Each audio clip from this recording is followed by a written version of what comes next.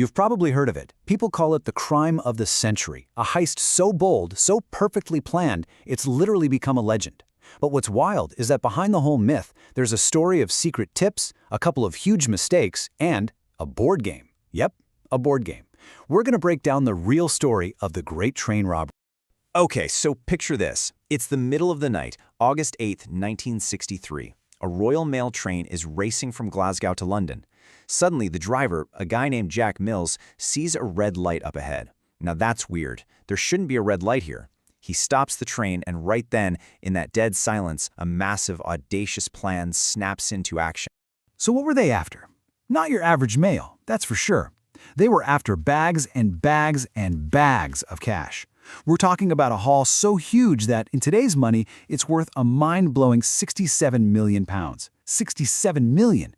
This wasn't just some robbery, This was like a direct hit on the entire country's treasury. So that's the big question, right? How on earth did a gang of 15 guys manage to stop a government train, take down the crew, and walk away with a fortune, all without firing a single shot? I mean, think about that. No guns.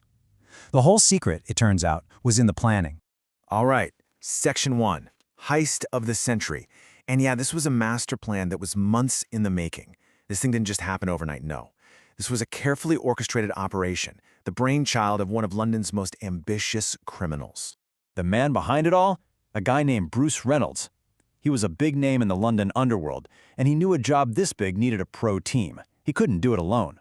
So, what did he do? He recruited a gang of specialists, the South Coast Raiders, who were like experts in robbing trains. The whole crew ended up being more than 15 people, all working towards one goal. Rob the train, but don't use guns. No violence. Okay, moving on to our next section, an inside job.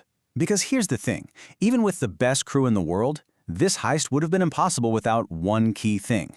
They had an inside man. And this insider gave them 2 secret tips that turned a crazy, risky plan into what they thought was the perfect crime. So first, let's talk about the target itself. The gang didn't care about letters or packages. Nope, they were laser-focused on one specific part of the train, the HVP carriage. HVP stands for high-value packages, and you can basically think of it as a rolling bank vault. It was the car they used to move massive amounts of cash from one city to another. And this is where that first insider tip comes in, and it is a huge one. Their inside man told them that because it was right after a big bank holiday weekend, the train wasn't carrying its normal load. Oh no, it was carrying 10 times the usual amount of cash. We're talking about a jump from around £300,000 to nearly $3 million. It was the score of a lifetime. Okay, but it gets even better for them. The second tip was the real clincher. See, the new HVP carriages? They all had security alarms. But the insider knew that on this exact night, the fancy new carriage was out for repairs. So the Royal Mail had to use an old backup car, one with no alarm at all. Can you believe it? The vault was a sitting duck, totally unprotected. All right, Section 3, the 30-minute mistake. They had the plan. They had the inside info. Everything was perfect. The gang executes the heist with, military-like precision. But, and this is a big but, in the middle of it all, one of them makes one tiny mistake, a fatal error that's going to unravel the whole thing. So let's walk through how it went down.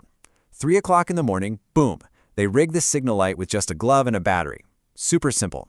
The train stops. The driver, Jack Mills, gets out and is immediately attacked with an iron rod. Brutal stuff. By 3:15, they've uncoupled the engine in the HVP carriage from the rest of the train. Then they force the poor driver to move those cars a mile down the track to a place called Bridego Bridge.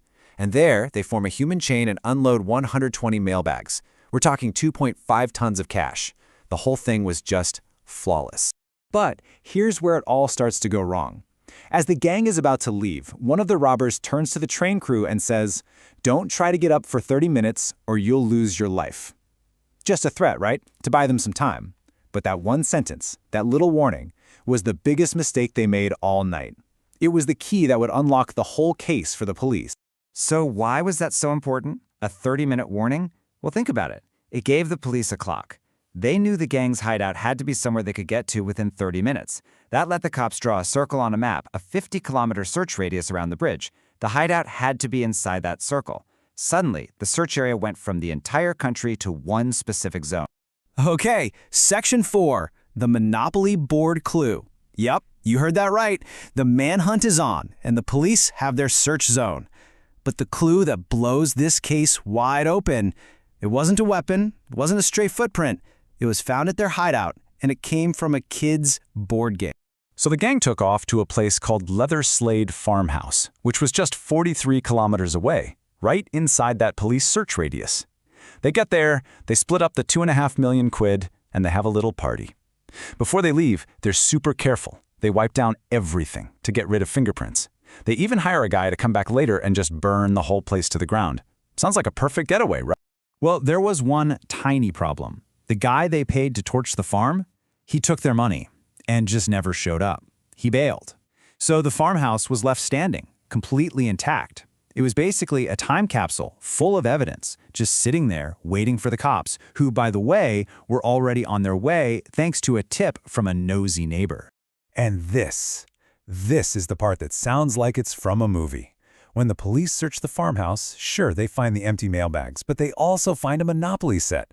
It turns out the gang, feeling pretty good about themselves, had played a game of Monopoly using the real stolen money. And while they were passing go and collecting 200 pounds, they were leaving their fingerprints all over the board. And since most of these guys already had a criminal record, matching those prints was a piece of cake. Game over. So, the last section, Legacy of the Robbery. The aftermath of this whole thing was huge. For some of the guys involved, it meant decades in prison. For others, it was pure tragedy. And for the rest of us, it left a massive question mark that's still hanging there today.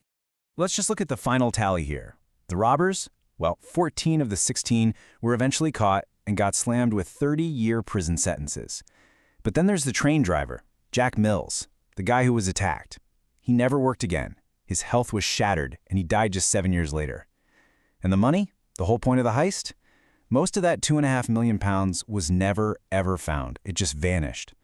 All that's really left is the bridge itself, which everyone now just calls Train Robbers Bridge. And that brings us to the biggest loose end of all, the one question that still haunts this case. Remember the inside man? The whole operation? All that perfect timing? It was only possible because someone inside the Royal Mail fed them the info. He was the key to everything, and he was never caught, he was never even identified. To this day, we have no idea who the man was that made the great train robbery happen.